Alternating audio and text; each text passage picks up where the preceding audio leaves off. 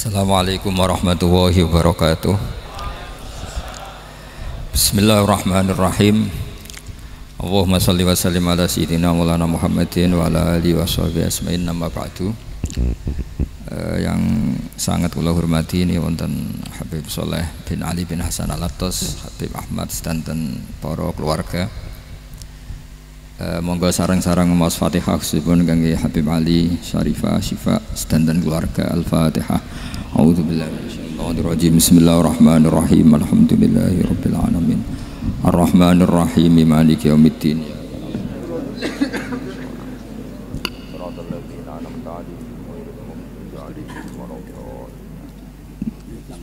Niki ngaji pinten 20 menit. Kira-kira 20 menit. Bismillahirrahmanirrahim. Ini saya niat ngaji tentang yang populer mawon ya, tapi dimaknani secara detail ngangge tradisi ini ulama. Idza matabnu adama in qata amaluhu illa min salasin shadaqatin jariyatin aw ilmin yuntafa'u bihi aw waladin sholihin yatullah. Kula maknani sing ketiga mawon, awaladin sholihin yatullah. Terus walad niku maknane anak. Anak niku saged anak nasab kados Habib Umar bin Nisbat Habib Soleh bin Nisbat Habib Ali namanya anak nasab. Lalu sing paling penting dari status anak niku soleh. Soleh niku status perilaku. Ya, dados soleh niku status ingkang soleh. Soleh niku maknane ingkang layak. Yat ulah nembe wonten sifat kedua ingkang dongano. Dados pertama nu sementing soleh. Dikata saniki niku tiyang mendoakan orang tuanya, tapi mboten enten status soleh, rapati mandi. Jadi ini yang perlu diperhatikan. Jadi status soleh itu kita dapatkan dulu, baru yat ulah. Sekarang do menculot. Anake do rapati soleh terus ndonga-ndonga sakjane rapati mandi. Nah niki Habib Ali bejo, anake dijenakno soleh ya soleh tenan. Dadi niki pun niku nama merger nih. Dadi soleh kamil. Tapi ngeten nggih kula pesen karena Habib Soleh mulai kecil sama saya, sama-sama ngaji di Mbah Mun. Orientasi terbaik saking sunnah nabawiyah gini ku keberlangsungan. Terus kula sering belajar tentang kitab-kitab samawi, kitab-kitab sing diriwayataken beberapa ulama ahli kitab sing pun disaken kalian ashabu Rasulillah sallallahu alaihi wasallam. Niku riyen Nabi Ibrahim niku pertama dadi Khalilur Rahman, kekasih Allah Khalilur Rahman. Niku mergi piyambake nu tersiksa protes. Terus kadang tiang saya ini kudu protes. Tapi protes bukan kita demo. Protes itu tidak harus demo, protes. Ya Allah, dunia ini tidak fair. Engkau yang Tuhan, Engkau zat yang begitu penting, Engkau zat yang menciptakan langit dan bumi, Engkau zat yang memberi rizki, yang bikin air, bikin oksigen, semua kebutuhan manusia. Kemudian mereka tidak kenal Engkau. Ini tidak fair. Jadi beliau itu tiap malam itu ngumpat. Ini enggak fair dunia ini. Engkau yang begitu penting pencipta langit bumi, Engkau begitu penting yang menciptakan air, menciptakan kebutuhan manusia, kemudian mereka tidak kenal Engkau. Ini enggak fair. Ini enggak benar. Jadi sering marah gitu. Karena sampean enggak bisa bayangkan kan, apapun hebatnya presiden atau menteri atau rektor atau kiai terus nang desa enggak dikenali statusnya, diundang lek apa ning dilek itu gak keren blas. Karena ya sama kan, misalnya Habib Soleh Al-Attas, muridnya Said Umar punya Mbah Mun, terus nang desa diundang pening dilek, itu kan gak keren blas. Awal dari keren tetap dikenal. Nah kemudian orang itu tidak kenal Allah. Makanya terus beliau sujud berkali-kali, ya Allah, sama siapa munajatnya beliau? Innahu la yahzununi alla ara ahadan fil ardi ya'buduka ghairi. Jadi cara kiai sarang namanya innahu sak temene kelakuan la yahzunu, yektene nyusano ni ing ingsun, nyusano banget karena pakai lam taukid. Innahu sak temene kelakuan la yahzunu, yektene nyusano banget ni ing ingsun. Apa sing nyusano an? Apa sedene kelakuan la ora ningali ingsun fil ardi ing dalam bumi. Ahadan ing wong suwiji ya'budu kang nyembah sapa ahad ka ing panjenengan ghairi saliyane ingsun. Ya Allah, sungguh saya sangat susah Karena engkau zat yang begitu penting, kemudian yang tahu kalau engkau Tuhan itu hanya saya. Sampean ngenes gak misalnya ada orang melihat saya itu Umar Hafid kemudian tidak tahu kalau beliau orang alim, sampean sebagai muridnya ngenes gak? Ngenes kan? Ada orang memperlakukan Mbah Mun tidak tahu kalau beliau seorang alim alama, kita sebagai santrinya ngenes gak? Ngenes. Lah ini Allah yang Tuhan, kemudian orang tidak ada yang memperlakukan dia sebagai Tuhan, bahkan nyebut saja tidak mau.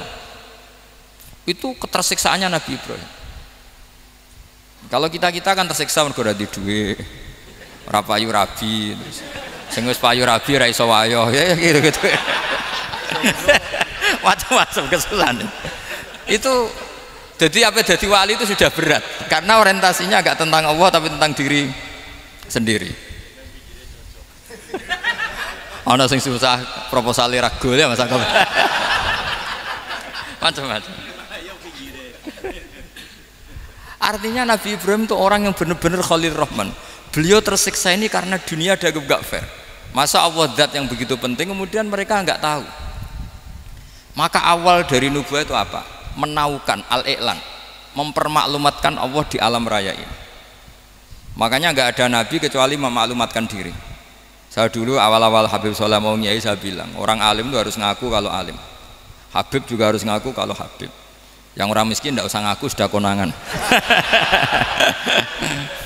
Wong elek ora usah ngaku wis ketor elek. Sudah. Karena agama ini pertama yang menolong itu memaklumatkan. Sehingga pertama Nabi jadi Nabi dari Gua Hira, pertama apa?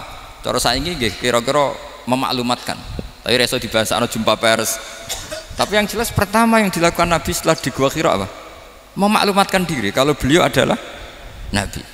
Sehingga dikumpulkan semua, terus beliau memaklumatkan diri kalau saya ini Nabi. Karena nggak ada artinya Allah kalau tidak dimaklumatkan. Makanya di Quran itu kalau menyebut Allah atau menyebut kebenaran selalu dimulai dengan kata fa'lam, harus dimengertikan. Kita ngerti kemudian mengertikan ke orang lain. Makanya saya sering dulu bilang ke Habib Soleh, nggak boleh orang soleh menyembunyikan diri. Karena nanti kalau orang-orang soleh menyembunyikan diri, sing zuhara ala wajhil ardi adalah sesuatu yang nggak benar. Coba misalnya gini ya, orang bisa terhibur lewat dangdutan, terhibur lewat maksiat. Sementara orang nggak bisa terhibur lewat Thala al-Badru alaina, asyraqal kaunu dihaja dan sebagainya. Maka orang-orang soleh adalah orang yang bisa memaklumatkan Allah, memaklumatkan Rasulullah, memaklumatkan Quran dan supaya itu diterima. Karena awal dari orang terima itu tahu dulu. Nah ini tahu saja ndak. Makanya Nabi Ibrahim susah, ya Allah engkau zat yang begitu penting kemudian tidak diketahui. Ini apa-apaan, enggak fair. Akhirnya Nabi Ibrahim diangkat sebagai Khalil Rahman untuk menaukan atau untuk memaklumatkan Allah Subhanahu wa ta'ala. Nah sebelum itu beliau dihibur, diterbangkan ke langit, ke alam malakut. Kamu susah ya, kenapa susah? Karena zat sepenting engkau kemudian tidak ada yang menyembah. Terus dijak ke alam malakut, ditunjukkan sekian juta malaikat, sekian ribu malaikat, semuanya membaca tasbih takbir. Ibrahim senang. Oh ternyata sing seneng jenengan banyak. Loh, coba kalau kita punya kiai kayak Mbah Mun, semakin yang seneng banyak kan semakin kita senang. Kalau nggak ada yang tahu kan kita tersiksa. Makanya ini penting sekali ya. Jadi pertama agama ini seperti ini tuh barokahnya dingertikan, dimaklumatkan. Saya ini orang yang humul itu menutup diri betul, kecuali bab ngaji. Saya kalau ngaji terbuka. Sampai saya tidak tahu apa ada yang streaming apa direkam, saya tidak tahu. Pokoknya saya satu-satunya saya mau terbuka itu pas ngaji. Dan saya pede karena dulu ngaji saya benar. Saya tanya Mas Akom, sebetulnya kalau sampean mau mulang terbuka bagus. Potensinya dua, konangan alimnya atau konangan. Ya resiko terbuka kan itu tok. Konangan alimnya. Nah daripada potensi yang kedua terus nggak mau ngajar ya humul. Syaratnya wali ku humul. Oh, humul itu nggak menampakkan. Memangnya mau menampakkan apa kalau nggak bisa apa-apa kan? Jadi saya tidak tahu itu humul apa bagian dari pengamanan diri.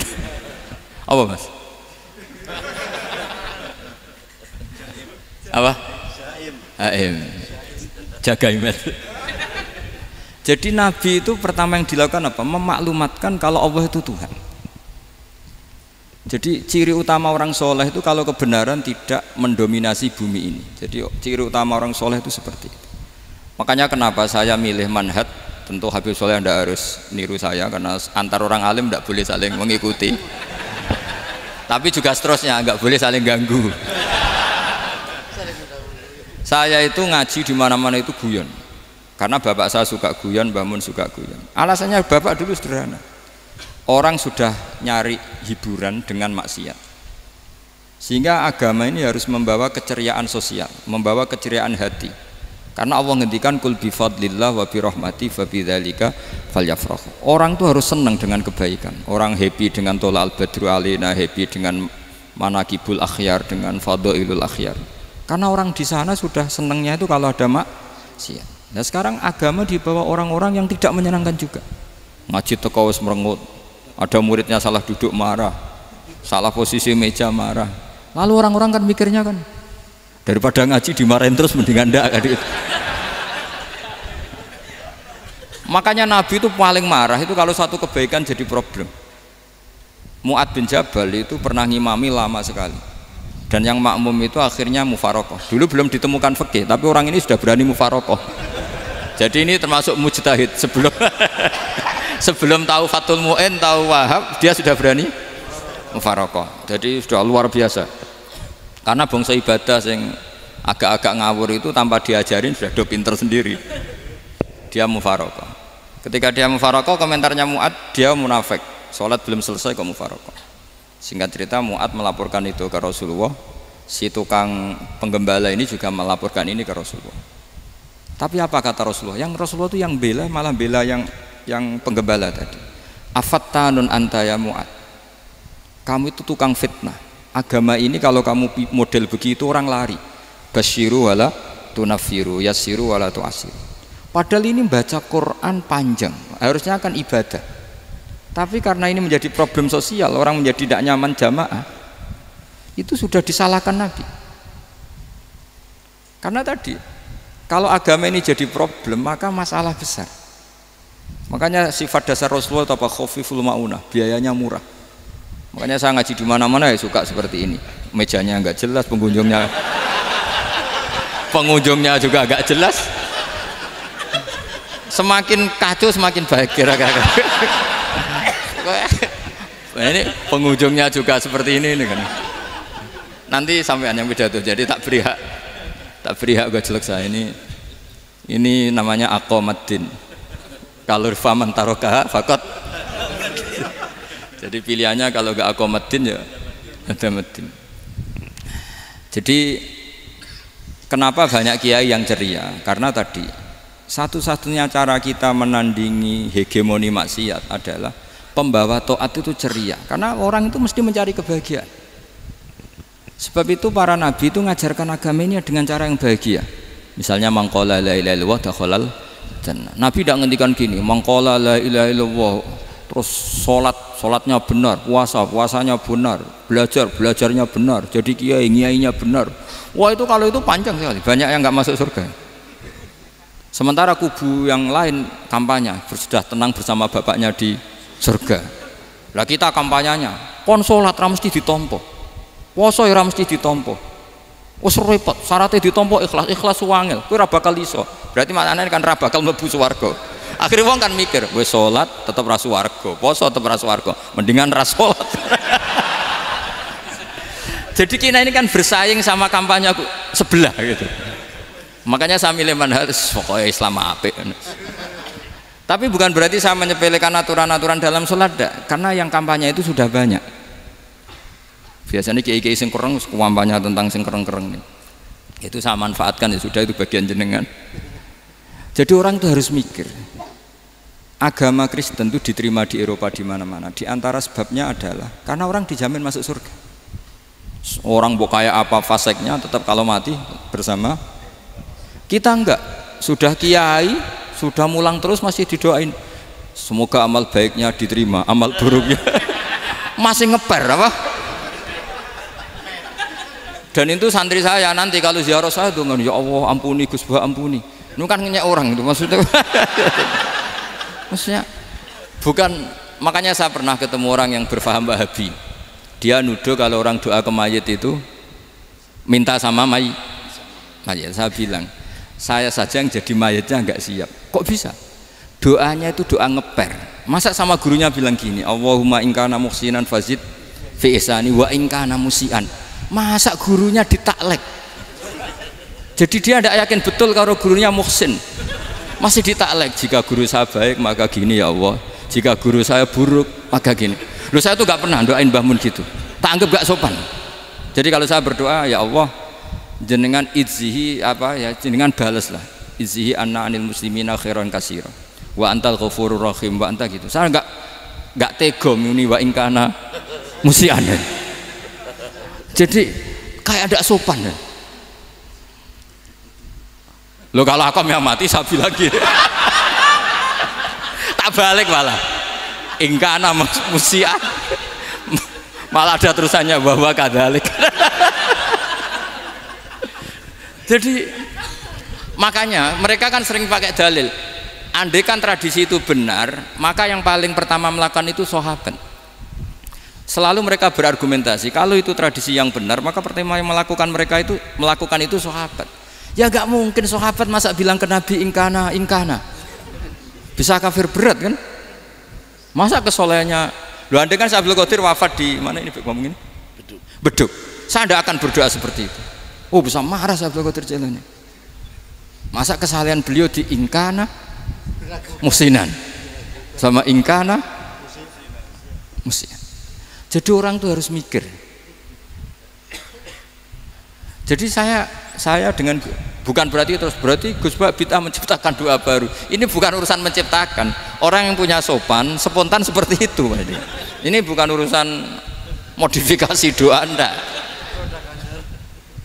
Makanya kenapa para nabi itu tidak disolati dengan cara seperti itu, langsung assalamualaikum ya Rasulullah, assalamualaikum ya Abu Bakrin, assalamualaikum ya Umar. Enggak mungkin kita mengatakan ya Abu Bakrin, ya Allah ingkana. Masa Abu Bakar di ingkana? Kalau dia bukan, kalau beliau ashabu Rasulillah, pasti orang Sayyid itu dzurriyyatu Rasulillah, pasti al-tahirin al-mutahhari. Guru-guru kita ini guru-guru kita. Jadi tolong doa itu. Nah, kalau terpaksa doa wa in kana musian, anggap saja hafalnya hanya itu, tapi jangan dijiwai, apa? Jangan apa?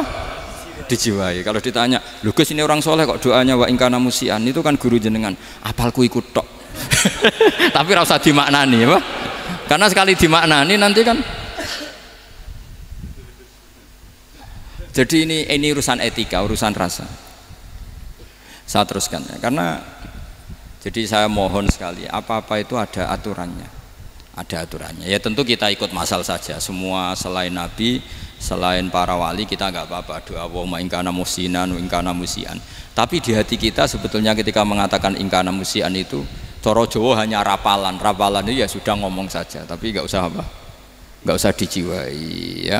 Yang dijiwai kita adalah sifat ghafurnya Allah.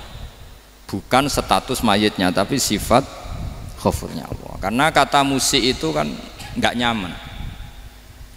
Makanya Nabi itu hebatnya Nabi, ya tentu karena bentukan Allah Subhanahu wa taala. Adabani Rabbi fa ahsana ta'dibi. Itu kalau nyifati tentang keburukan orang mukmin itu diikutkan sifat ghafurnya Allah. Jadi misalnya gini, kalimatnya liyukaffirallahu anhum aswa alladzi amilu. Atau sebagian ayat misalnya wa yukaffiru anhum sayiatihim. Jadi sebetulnya kalau terpaksa mengatakan orang itu buruk, itu sebenarnya dari Allah dulu kita mengatakan Allah itu zat saking baiknya itu mengampuni salahnya seseorang. Jadi nyifati Allah dulu, Allah saking baiknya itu mengampuni salahnya orang-orang baik. Karena orang-orang baik juga manusia, Ustadz juga. Tapi lebih ke nyifati ke Allahnya. Kalau kita kan enggak, lebih tertarik nyifati mayitnya. Sehingga kita di hati itu mayit kira tak jalono sepuro tuntas kayak gitu. jadi kalau di Quran tidak seperti itu. Jadi kita lebih mensifati Allah itu Ghafur, Afuwun Karim. Makanya seperti doa-doa kita kalau Ramadan begini, Allahumma innaka afuwun karim tuhibbul afwa, baru bakas fa'fu anna. Jadi ada aturannya. Meskipun ilmu ini agak jelimet, tapi bagi ahlinya ini ma'ruf. Kalau sampean nggak paham berarti nggak ahlinya. Jadi ilmu ini agak jelimet, tapi ma'ruf. Nah, sehingga Rasulullah kalau kita meyakini syafaat Rasulullah SAW, Itu cara berpikir harus kita balik. Misalnya begini, wong Islam nakale ngono, penggaweane maksiat kok disafaati Kanjeng Nabi kurang penggawean. Caranya berpikir jangan gitu. Kalau gitu kowe mari mangkal, wong nakale ngono kok untuk syafaati Kanjeng. Tapi cara berpikir gini, syafaatu Rasulillah itu wasi'ah, luas sekali. Syafaatu Rasulillah ghairu munhasirah, tidak terbatas. Syafaatu Rasulillah itu lebih sakti ketimbang dosanya umatnya. Semua ulama dulu kalau nyifati Allah juga gitu. Allahumma misalnya, maghfiratuka awsa'u min dzunubina. Ya, yang misalnya yang pakai mutakalim ya, Allahumma maghfiratuka awsa'u min dzunubi wa rahmatuka arja inti min amali. Jadi jangan kitanya dulu. Kalau kitanya dulu kan nyifati kita dosa banyak. Itu sama ndak usah ngaku, sudah tahu semua. Tapi nyifati pertamanya apa? Allahumma maghfiratuka awsa'u min dzunubi wa rahmatuka arja inti min amali. Sehingga dari nyifati maghfiratullah yang wasi'ah, yang tidak terbatas, kemudian kita sah mengatakan bahwa ahlul maksiat pun mungkin atau berhak dapat ampunan. Sama, syafaatu Rasulillah itu ghairu munhasirah, syafaatu Rasulillah itu wasi'ah, sehingga sahlah riwayat syafaati li ahlil kabair min ummah. Itu bukan menyangkut melegalkan kabirah, bukan menyangkut mengesahkan orang Islam dosa besar karena nanti dapat syafaatnya Rasul. Cara berpikir jangan gitu. Nanti kamu mentasjek, memberanikan orang melakukan maksiat berdasar iktimat syafaati Rasulillah. Itu jangan gitu cara berpikir, dibalik apa? Syafaatu Rasulullah awsa'u wa awsa'u. Sangat luas. Sehingga saking luasnya sampai yang tukang maksiat saja kebagian. Sama, rahmatnya Allah Ta'ala itu wasi'ah, rizkinya Allah ya wasi', sampai wong nganggur ya iso mangan. Nah begitu juga rahmatnya Allah Ta'ala itu wasi'ah, sampai wong sing sumpek utange akeh ya iso guyu.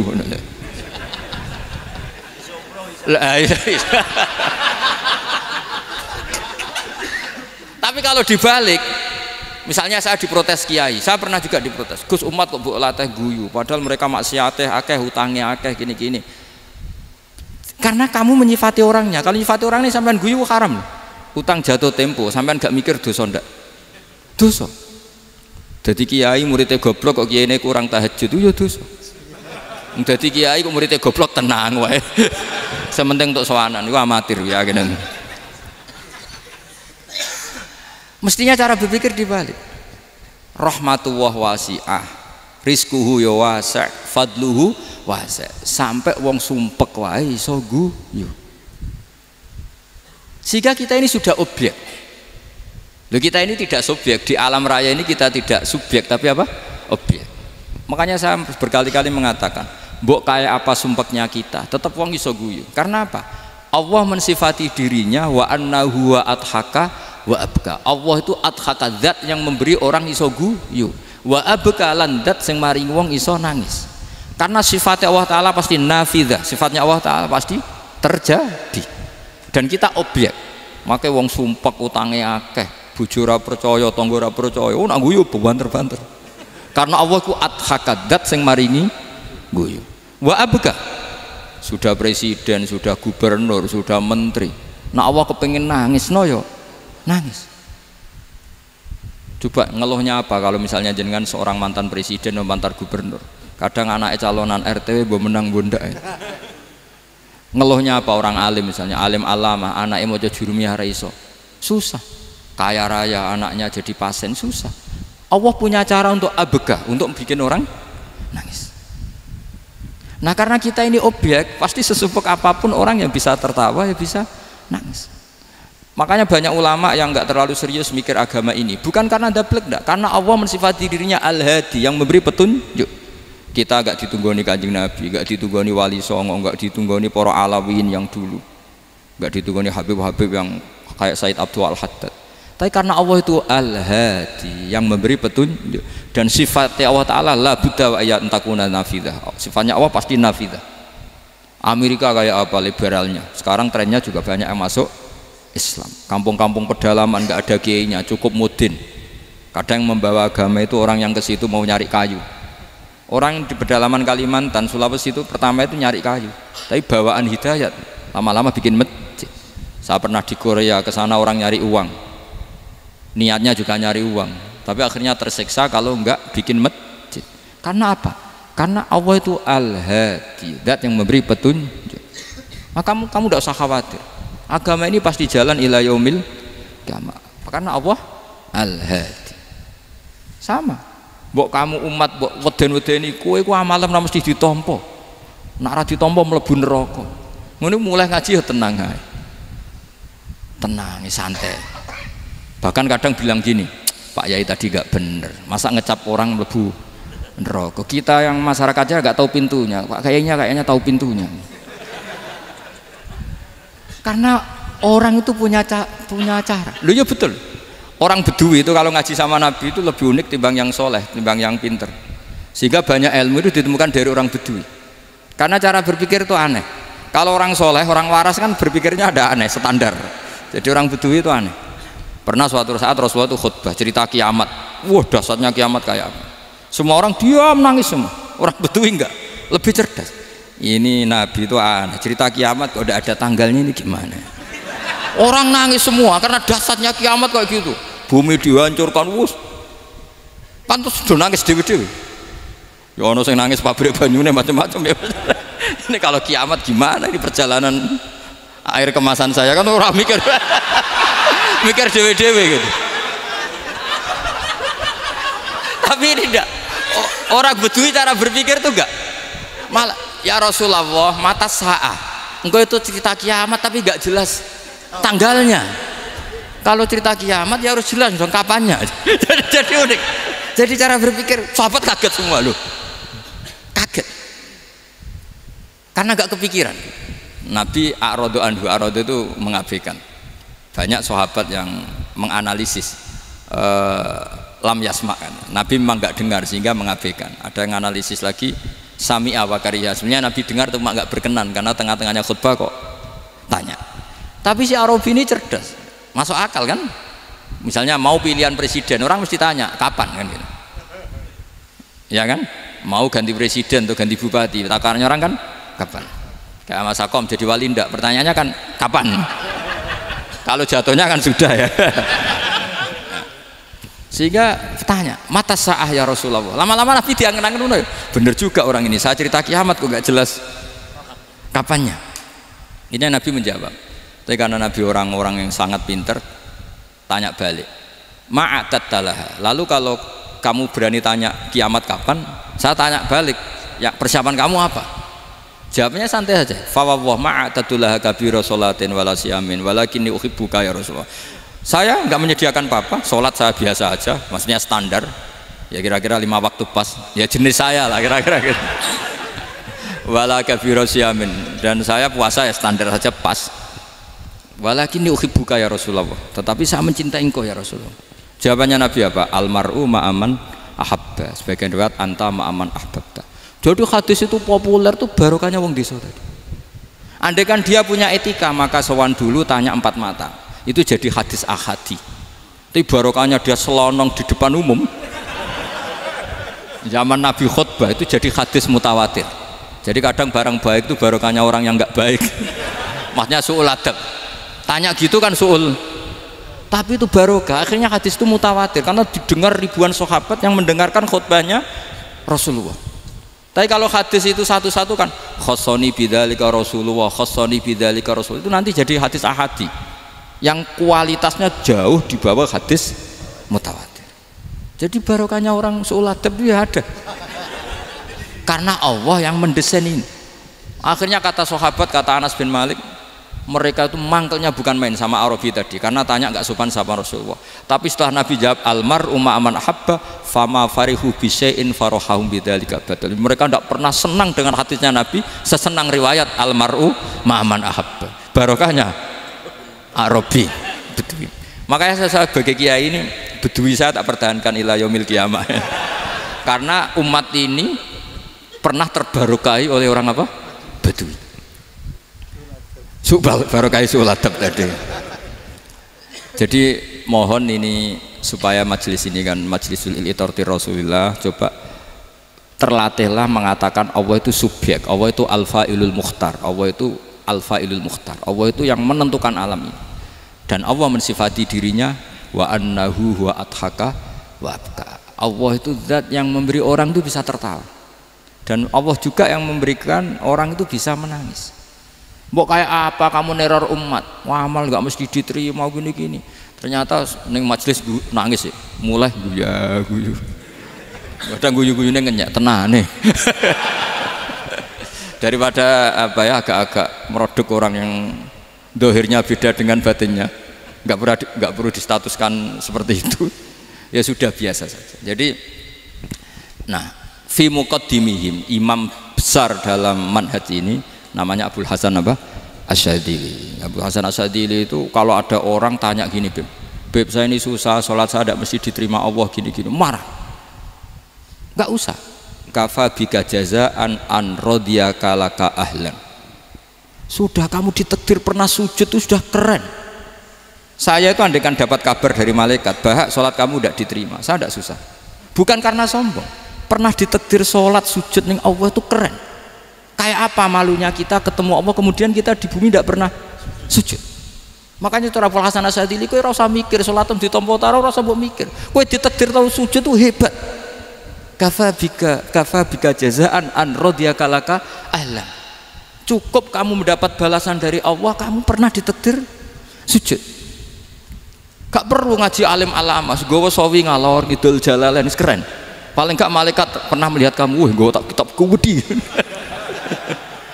Gak penting, paham gak penting. Karena isra bakat paham Mas. Jadi Abul Hasan Asyadzili adalah orang yang, dan itu Al-Hasani ya, dan itu Al-Hasani. Makanya macam-macam, kita yang Al-Husaini sudah kita punya Faqih Muqaddam, punya banyak. Di Al-Hasani yang paling populer diantaranya adalah Abul Hasan Asyadzili. Beliau itu kalau ngendikan sesuatu itu positif terus. Termasuk itu ketika ada orang resah sholat saya diterima ndak, kata beliau, wes kowe sing sempurna ditakdir tahu sujud.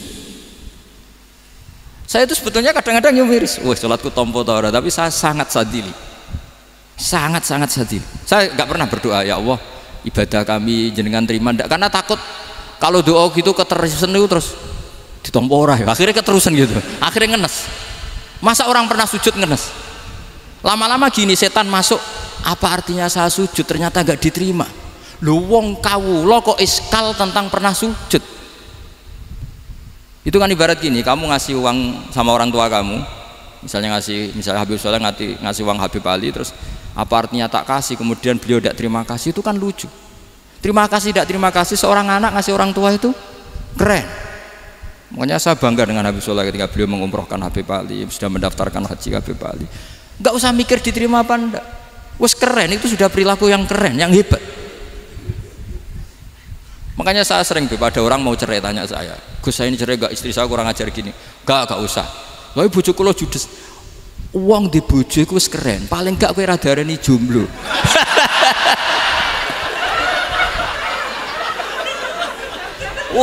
Diarani duda ora enak. Wes luwe sabar di diarani duda mek diarani bojo judes. Enak bojo judes cek gagah. Di bojo lah. Oh, provokator itu. Jadi kafabi jazaan an radiyaka laka ahlan, sudah ditakdir pernah sujud itu sudah keren. Dulu ulama ala hadan nampak. Ulama dulu cara berpikir seperti itu. Makanya ulama dulu kalau nafsiri wasjud waqtarib sudah pernah sujud.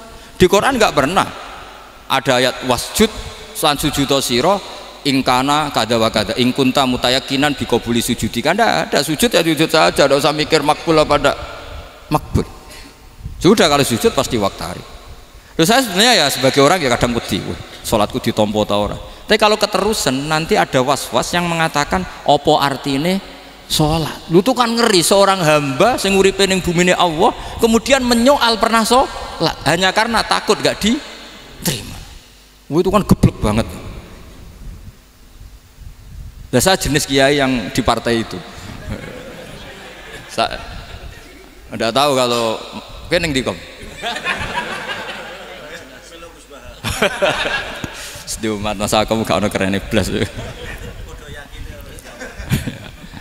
Jadi lah nanti kalau misalnya ada manhajnya Habib Soleh yang tidak seperti itu tidak apa-apa, mungkin supaya orang nggak takabur, nggak fakhr. Sehingga makanya mulai dulu lama itu ya partainya kalau nggak rojak ya khauf. Nah saya ini yang jelas terang-terangan ikut partai rojak saja, Pak.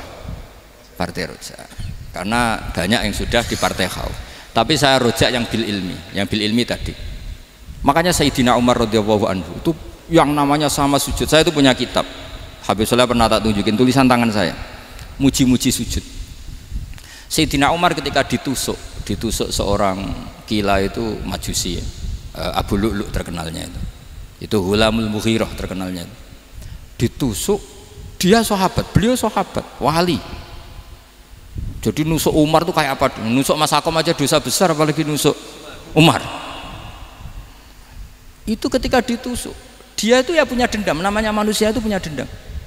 Maksudnya namanya orang kan mangkel sama yang nusuk. Kalau orang mangkel itu inginnya kan yang nusuk itu masuk neraka. Tapi apa kata Umar? Ngendikan gini, tanya pertama, yang nusuk saya siapa? Orang Majusi. Orang Majusi, Hulamul Mughirah. Alhamdulillah alladzi lam yaj'al maniyati biyadi rajulin lam yasjud laka sajdatan yuhaju biha indaka yaumal qiyamah. Saya itu senang Gusti, yang nusuk saya orang yang nggak pernah sujud sama jenengan. Jika kalau saya dendam supaya dia masuk neraka, saya nggak takut orang itu nuntut sama saya. Tapi kalau dia pernah sujud, pernah sholat, kemudian dia masuk neraka karena nusuk saya, kemudian dia berargumentasi, saya pernah sujud ya Allah, kenapa engkau masukkan neraka? Saya tidak berani jawab ya Allah, saking hormatnya sama yang namanya sujud. Jadi kamane dendamnya kesampaian cara Jawa ya. Dendam dengan tanda kutip ya, tidak makna semestinya. Jadi mangkel mbek sing nusuk nak mlebu neraka pantes wong ora tau sujud wae Gusti gitu. Tapi kalau pernah sujud kemudian dia masuk neraka karena saya, bisa yuhajuni biha yaumal qiyamah. Jadi kayak apa sujud? Saya apa? Nabi itu kalau muji sujud sampai ngingetkan wa hatta takuna sajdatul wahidatu khairan minad dunya wa ma fiha. Nanti kalau kamu di akhirat ketemu Allah, kenangan terbaik kita apa? Di dunia pernah sujud. Keren kan? Cara ning pondok wis tau bayar seharian lho. Cara sowan kiai tau ngamplopi Mas. Wis go jajan. Nah tapi kadang setan itu masuk tadi. Apa artinya sujud gak mesti ditompo, apa artinya sowan Habib ngaturi ra mesti ditompo, ngaturi kiai. Akhirnya ada ketakutan. Nah kalau ketakutan ini berlebihan lama-lama, ma faidatus sujud. Wah itu sudah buruk sekali, wong hamba kok tanya ma faidatus sujud.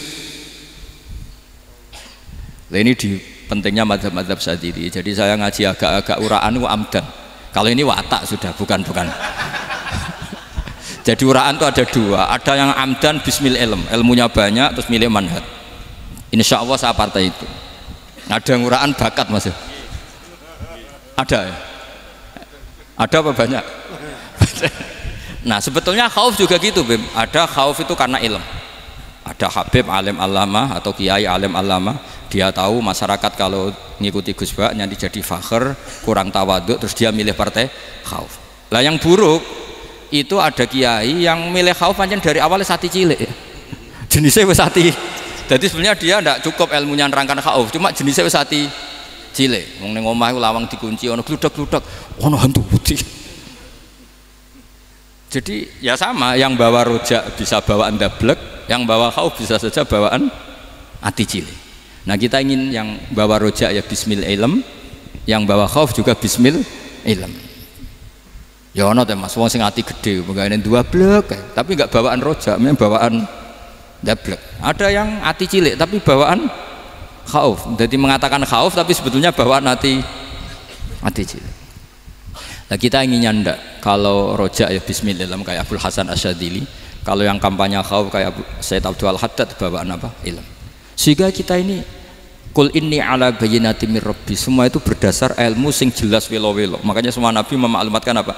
Qul inni ala bayyinatin mir rabbi. Jadi semua ilmu syaratnya apa? Bayyinah. Bayyinah itu kebenaran ilmiah sing jelas welo-welo. Makanya itu yang disebut Allah Subhanahu wa taala mensifati kekasihnya yaitu Nabi Muhammad sallallahu alaihi wasallam, lam yakunil ladzina kafaru min ahlil kitabi wal musyrikina munfakkina hatta ta'tiyahumul bayyinah rasulun minallah yatslu suhufan mutahharah. Niku Kanjeng Nabi saking cerdase meneh tek wong Islam, wong musyrik, wong kafir ngerti logika yang dibangun Nabi saja kuat infikak dari kemusyrikannya. Makanya disebut munfakin. Orang-orang musyrik, orang-orang kafir tidak munfakin, tidak tercerabut dari akar akidahnya hatta ta'tiyahumul bayyinah. Itu siapa? Rasulun minallah yatslu suhufan mutahhar. Masyhur itu debatnya Nabi dengan orang-orang musyrik. Mereka bilang, ya Muhammad, kita ini urusannya banyak, kasusnya banyak, lalu anda mengajarkan ke Tuhan satu, masa urusan banyak cukup Tuhan satu? Itu enggak fair Muhammad. Aja'alal alihata ilaha wahida inna hadza la syai'un ujab. Urusan kita banyak, masyakil kita banyak, muskilah kita banyak, kalau Tuhannya satu tidak cukup Muhammad. Nabi dengan santainya memberi penjelasan, ya sudah gini saja, kalau kamu jadi budak atau pembantu, majikan kamu banyak, semuanya merintahkan kamu, semuanya bikin aturan untuk kamu suka enggak? Ya gak suka Muhammad, kalau majikan kita banyak repot. Ya sudah, Tuhan kamu itu majikan kamu, kalau banyak perintahnya beda-beda kamu pusing. Ya udah Mat, Tuhannya satu aja Mat. Karena Nabi bayyinah, orang itu bisa dibalik-balik pikirannya. Dan makanya disebut daraballahu mathalan rajulan fihi syuraka'u mutasyakisuna wa rajulan salamal lirajul hal yastawiyani masalah alhamdulillah. Jadi Nabi itu kalau adu argumentasi itu luar biasa. Jadi segampang itu Nabi memberi apa? Argumentasi. Karena beliau adalah al-hujjatul balighah. Jadi Nabi itu nggak pernah kalah. Pernah Nabi debat sama orang Yahudi, Muhammad, saya ini turunan Ibrahim, kita ini Israel ya, kita tahu Israel adalah turunan Nabi. Israel nama lain dari Yakub, Yakub bin Ishak bin Ibrahim. Padahal Yakub ini punya anak namanya Yahuda, makanya Yahuda bin Yakub bin Ishak bin. Kita ini yang mirip Ibrahim, bukan kamu. Tapi orang Yahudi itu nggak apal nasabnya, sehingga mereka bilang kita ini saking baiknya Ibrahim saja pengikut kita.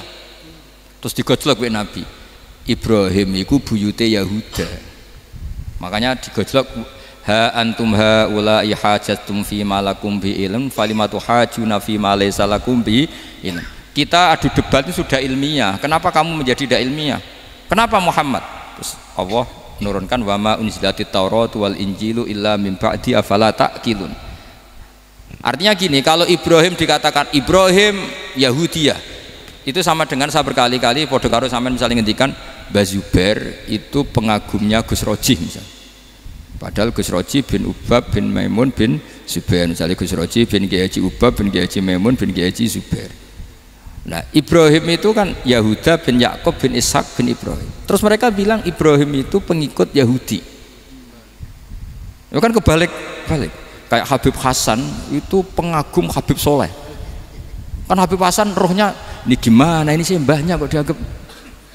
Nah sehingga orang Yahudi ketika Nabi berdebat beda dengan Nabi Muhammad SAW. Ketika ditanya kenapa kamu yakin agama tauhid, millata abi, karena ini agama nenek moyang saya, millata abikum apa? Ibrahim. Jadi jelas akhirnya orang Yahudi ngerti. Ya kan sama dengan mengatakan tadi Pak Karno itu pengagum Puan Maharani, kan aneh nggak kalimat itu. Mbah Hasyim Asy'ari itu pengagum Gus Dur, gak lucu itu debat.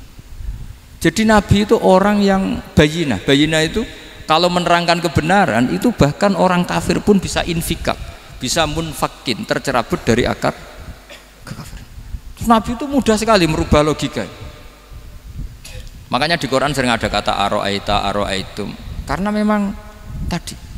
Nah saya mohon apapun pilihan anda rojak kayak Abdul Hasan Asadili tadi, ketika orang resah sujudnya diterima apa enggak, sholatnya diterima apa enggak, beliau bisa berargumentasi betapa pentingnya sujud. Wes aja kowe iku kawula, tahu sujud itu keren. Saman bayangkan betapa malunya kita kalau kita ketemu Allah kemudian di dunia enggak pernah.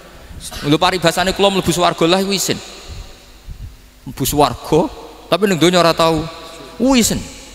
Sama seperti kowe di guru saurip-uripmu ora tahu salam templek isin. Kira-kira seperti meskipun salam templek ora penting. Ya ora penting to, misalnya soleh salam templek 50.000 duwe wis akeh ngono. Nama sakom penting kudu rokok. Itu bukan nilainya kok, betapa malunya kita. Saya dulu mau sarang, andai kan tidak pernah khidmah sama iya malu tenan sebagai apa? Santri. Makanya Sayyidina Umar ketika beliau dibunuh orang, itu pertanyaan pertama, dia pernah sujud enggak? Enggak pernah. Andai kan dia pernah sujud, maka saya tidak berani masukkan dia masuk neraka. Takutnya dia protes sama Allah, ya Allah saya pernah sujud kenapa harus di neraka? Atau Umar ditanya Allah gini, Umar Kowe ridho wong sing tau nyembah aku kemudian dia di neraka. Kayak apa? Jadi makanya Umar ketika wafat ketika alhamdulillah alladzi lam yaj'al maniyati biyadi rajulin lam yasjud laka sajdah. Ya, jadi saya mohon sekali jadi majelis ini sebuah majelis mubarak, caranya tauhidnya dibenarin. Apa tauhidnya dibenarin? Jadi Allah itu adhaka wa abka, Allah itu al-hadi, Allah itu ar-razzaq. Sehingga menteri ekonomi mbok salah rumusillah wong tetep mangan. Mergo Allah itu ar-razzaq. Mbok negara dikelola keliru lah wong tetep mangan, wong Allah itu harus.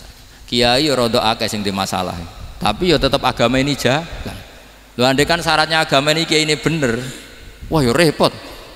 Kowe iso bayangno masakom bener terus.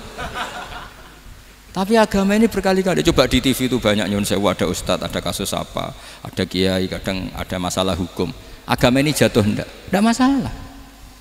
Padahal di TV sudah dinasionalkan kan, ada kiai terlibat kasus hukum atau ustadz tertangkap karena melakukan apa itu. Tapi enggak ngefek karena agama ini bihifdillah wa biriayatillah. Sama. Negara mana-mana kadang manajemen ekonominya enggak jelas, tapi masyarakat ya makan karena Allah Razzaq. Sama, aku kancanan masakom mengeluh tapi Allah adhaka, akhirnya iso guyu. Padahal orang untungnya blas kancanan dede. Tapi karena Allah itu adhaka. Nah kita dengan istri yang kita cintai, dengan keluarga kadang nangis. Karena Allah itu zat yang bisa memberi abka. Wa annahu wa adhaka wa abka. Terus wa annahu wa amata wa ahya. Kita tidak ingin mati. Wah ya mati saja karena kita objek. Nah, hidayah itu seperti itu. Allah al-hadi. Apa? Allah itu kayak apa Korea, negara ateis. Enggak kebayang di sana ada ngaji aqidatul awam mabadi fikih. Sekarang banyak. Saya tuh kalau beli aqidatul awam kerdusan tak kirimkan ke Korea. Sebelum saya ke Korea, karena sebagian santri saya di Jogja. Di sana ada ngaji aqidatul awam, ngaji takrib. Bahkan saya di sana dilagokno sakduna fid dunya. Kayak apa Allah kalau ingin bikin hidayah? Karena Allah itu al-hadi. Wong Indonesia digerakno seneng duit. Bareng wis seneng duit mau apa? Korea. Setelah di Korea tersiksa karena gak ada tempat sujud. Akhirnya urunan. Segampang itu kalau Allah mengendaki. Itu enggak dibenem MUI, enggak dibenem. Karena Allah al-hadi. Jadi saya mohon sekali tauhid ini dibenerin dulu. Allah tetap al-fa'ilul mukhtar, apa? Al-fa'ilul mukhtar. Sehingga Allah mensifati dirinya adhaka wa. Mbok kamu bendung kayak apa, orang ngaji saya tetap guyu. Sekarang iso mbuli saya, oh Gus Bab yang ngaji tidak guyu. Allah yang memberikan guyu kamu itu. Andai kan sesuai status kamu, kowe ora ngarep guyu. Utang akeh, jatuh tempo, bojo ora percaya. Gede-gede kayak paham. Ya jadi ini tak isyatkan jenengan, saya ini tadi bawa kitab Fathur Rahman di Thalibi Ayatul Quran, mau tak kasihkan hadiah ke Sayyid Umar Hafid sebagai penyempurna karena beliau sudah Al-Husaini. Semoga ini dapat barokahnya Al-Hasani. Ini dikarang oleh zurianya Abdus Salam bin Masis. Abdus Salam bin Masis adalah guru dari Abul Hasan apa? Asyadili. Jadi kita tahu Sahibul Hikam Ibnu Athaillah As-Sakandari muridnya Abul Abbas Al-Mursi. Beliau muridnya Abul Hasan Asyadili. Beliau muridnya Abdus Salam bin Masis. Itu alami zada ini min dzurriyyati Abdus Salam bin Masis. Jadi ini Al-Hasani. Jadi ini sudah klub karena mulai dulu ya tradisinya gitu. Banyak sabaib ngaji barojak, bafadol. Nanti yang bafadol barojak yang ngaji Habib lagi. Seperti sanadnya Soleh di Sarang. Ya Soleh ngaji Bahmun. Tapi Bahmun ngaji Sayyid Alawi Sadat ya. Ngaji Sayyid Zaini Dahlan, nanti setelah Sayyid Zaini Dahlan ngaji Ajam lagi Usman Adim Yati. Jadi ya biasa mulai dulu silsilah ya seperti itu. Jadi seperti dulu Ibnu Abbas termasuk Qorobatu Rasulillah. Jadi dulu Qorobatu Rasulillah itu Bani Hasyim sama Bani Muttalib. Tapi kalau sekarang ya tentu para sadat, para habaib. Dulu biasa Ibnu Abbas ngaji ke Zaid bin Sabit. Itu Ibnu Abbas yang mencium tangannya Zaid bin Sabit. Tapi Zaid bin Sabit juga mencium tangannya Ibnu Abbas karena karobati Rasulullah Shallallahu Alaihi Wasallam. Jadi saya mohon semuanya itu insaf bil ilm, ya, insaf bil ilm. Kayak tadi munfakina hatta ta'tiyahumul bayin. Jadi bayinah itu orang yang kalau menerangkan itu memberi penjelasan sing jelas welo-welo. Itu siapa? Rasulun minallah yatslu suhufam mutahharam. Al-Fatihah.